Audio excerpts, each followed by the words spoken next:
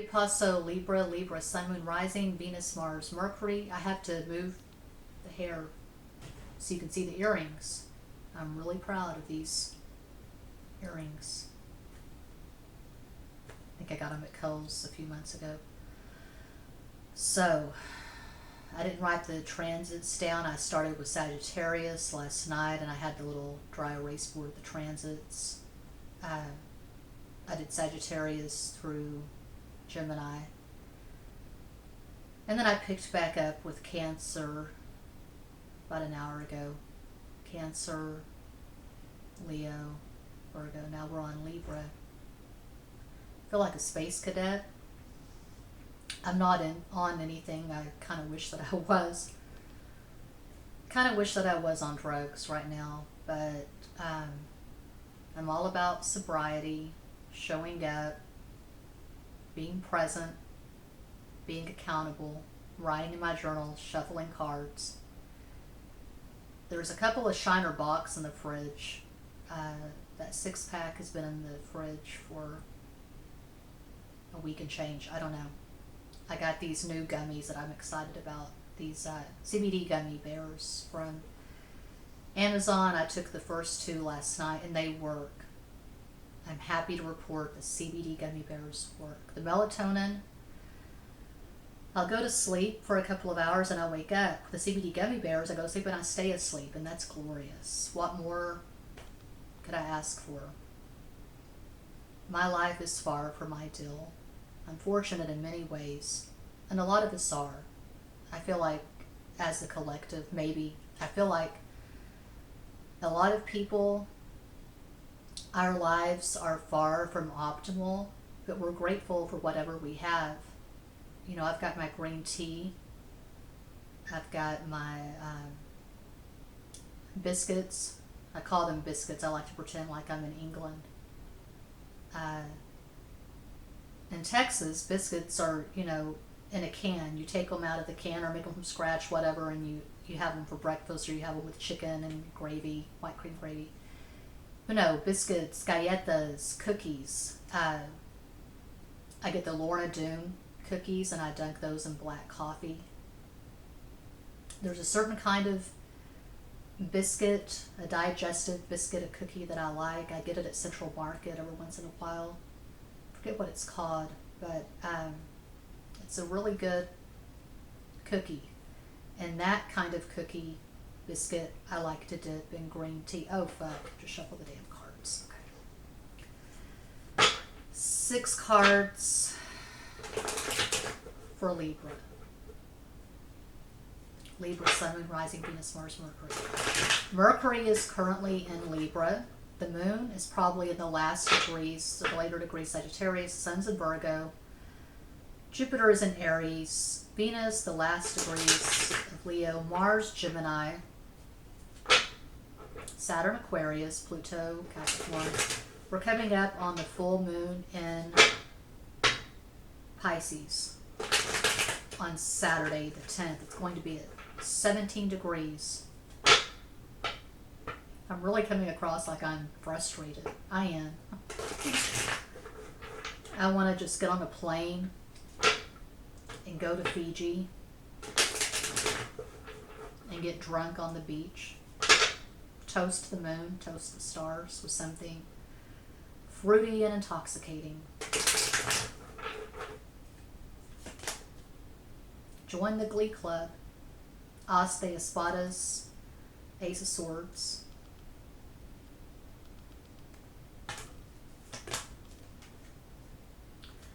Eight of Swords, Ocho de Espadas. Messiah. They have a few 21s in this deck. And the basic bitch rider weight 21 is the World card, El Mundo. The fixed modality, Taurus, Scorpio, Aquarius, Leo. Soto de Espadas, Page of Swords.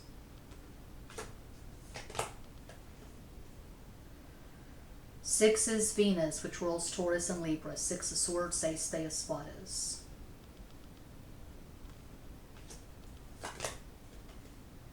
Five of Swords, Cinco de Espadas. Wow, that is weird. It's weird. It's rare. All swords except for the world, which Messiah, I don't know what the hell. I think this is their idea of heaven. Whoever designed this fucking deck. I love this deck. I love Mexico. I love Spanish, but it looks like this is their idea of heaven. There's another 21, it's their idea of hell. El otro mundo, the other world. Yeah. So anyway, Libra is very idealistic. Not basic at all when it comes to love, romantic, sexual relationships. Libra has very high standards. Sun, moon. That's what I'm thinking of especially is Libra sun, Libra moon. High standards. Someone is falling woefully short of your expectations. But you feel stuck. As the cliche goes, the heart wants what the heart wants. It's all limerence.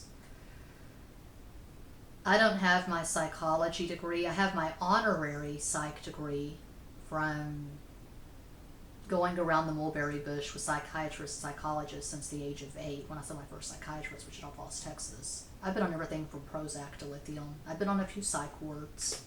Albuquerque, Dallas, San Antonio when I was 17 because my mom and stepdad were snooping around my room. They found a spiral notebook. I had written a poem about checking into a seaside motel and trigger warning, killing myself. I wasn't really serious about it. I was inspired by, of all things, the made-for-TV version of An Officer and a Gentleman. You know, there's that guy in the movie who hangs himself in a seaside motel. Anyway, on the basis of that and me not really having any friends, I was 17, wasn't I? Yeah, summer before my senior year. They sent me to this hospital in San Antonio. Wasn't really the psych ward. It was like a rehab facility, but rehabilitation for what? I wasn't on drugs. I wasn't drinking, but I was on this ward with other adolescents, teenagers. My roommate from Lubbock was a bulimic in recovery. There were a couple of gangbangers. They were my favorites. They turned me on to the Beastie Boys. There was a stand-up comedian, a Satanist named Matt. And I was put on Prozac for depression. That's the only time in my life that I can remember, not counting when I was a toddler, I was a raging extrovert. Prozac made me a raging extrovert. I don't know why I stopped taking it. I should have just stayed on that shit. But anyway, I have my honorary psych degree. I have this book, A General Theory of Love. I've been saying for a few years now that I need to reread it and memorize the damn thing, take notes. I can speak about it on my channel and with clients, but I get the gist. You know, the first 7 years of our life, those first 7 years, they're really important. Whatever shit we go through, we're going to form this blueprint and we're going to look for that dynamic. Doesn't matter how dysfunctional it is in our adult relationships. And you can look at astrology, which I do all the time until I'm cross-eyed. When I was born, things were really fucked up. I had a mutable Grand Cross. Saturn in Gemini, Mercury in Pisces, Neptune Sagittarius, Moon and Ascendant in Virgo. My chart is a fuck mess. So when you have trauma from your childhood or dysfunction, if you were born to working class teenagers in small town Texas, and you have this complicated natal chart with a lot of squares and oppositions, you're going to feel like you have to work for love, like you have to jump through hoops of fire. The more complicated, the better. If someone's sane and reasonable, who, you know, they have a good job and they're congenial, they have a pleasant personality, they make sense to a lot of people. They just have this reasonable, stable life. If someone like that comes along and they offer you their heart on a silver platter, you're going to say, no, I'm good, thanks. You're going to look for the most fucked up people. And I'm generalizing, but you prefer complications. You feel like you have to work for love. If someone offers you their heart on a silver platter, well, that's weird. Why would they do that? Why would this person who has 100,000 followers on Instagram, who has this really successful job, why would this person give me their heart on a silver platter? Something's not adding up here, because I'm not worthy of that shit. We choose our prisons. We can liberate ourselves at any time. So it doesn't seem valid to me right now. I feel like I've been in prison for a while, but it's been a blessing and a curse being in hermit mode for 5 years. I mean, I have 3 exes from 2016 alone. I needed a break.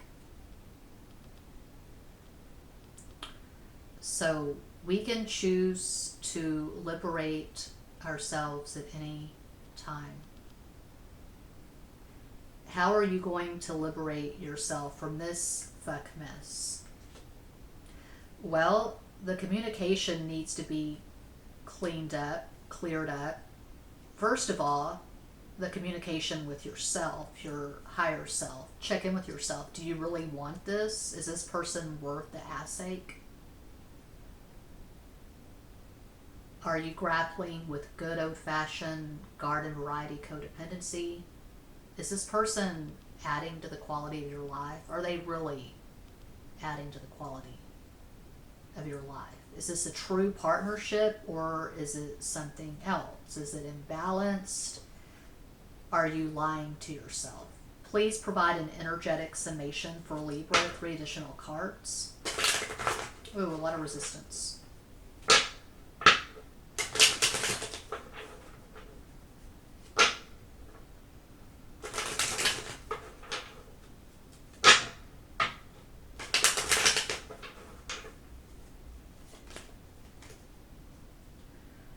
Venus again, 6 of Wands, 6 de Bastos, victory. Sweet victory in Jesus, my Savior, forever. He sought me and bought me with his redeeming blood. He loved me ere I knew him, and all my love is to him. He plunged me to victory beneath the cleansing flood. I was brought up Southern Baptist in Texas. I was dragged to churches all over the state from an early age. Southern Baptist churches, First Baptist churches. And it was a lot of bullshit. I had a lot of nightmares as a kid about the rapture and going to hell. You know, all kinds of guilt and shame, trauma. It's common. But I loved the hymns that I learned. There are times in my life when I sing these hymns, or I'll go to YouTube and listen to these hymns, and I feel better. It's the music for me. But I have this Rainbow Study Bible. My mom gave it to me for Christmas my senior year, because I finished my senior year. I graduated from a Christian school in Bridgeport, Texas. That Rainbow Study Bible has survived so many moves and so much chaos, but it's somewhere in my ex-husband's garage. I can't find it. So I went on Amazon and spent $20 on this basic bitch. But it's purple, King James Bible, because my dad taught me when I was a kid, if it ain't King James, it ain't right. I love the language in the King James Bible, and I'm reading this book, The Collected Works of Neville Goddard, and he references Bible verses a lot. And there's this chick, this woman at YouTube who mostly does shorts, but I found her, I guess, looking for law of attraction, whatever. She's really attractive. She seems like she has something in Libra. Sun, moon, rising. Anyway, she talks about how using the law of attraction, law of assumption, the teachings of Neville Goddard, she manifested the reverse diagnosis, this soulmate husband, this acreage, this ranch in Texas, this dream house, this dream life. And she said something interesting I never heard before. She said that the Bible is an autobiography. It's a manual for each of us to manifest our dream life. So I like that better than the way I was brought up to think of the Bible. Like, do this, do that, don't do that, and you need to feel guilt. And you need, I don't want to go on about it. Okay, 8 of Wands, I should have bust those. I can't with organized religion. I can't believe it's the 21st century and organized religion's still a thing, but it is. I just like the hymns. Queen of Swords, and some of the verses. Reina de Espadas. There you are. So what is going on? Okay. The sex is good, and that's certainly valuable. It's good to have good sex with the partner.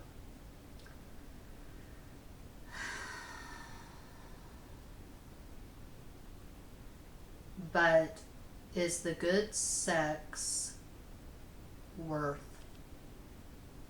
the ass ache or the headache?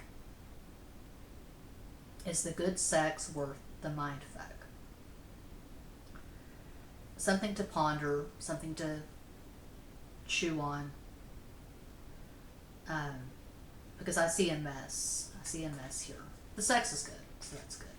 That's what I have for Libra. I certainly hope that helps. Thanks so much for watching. Peace out.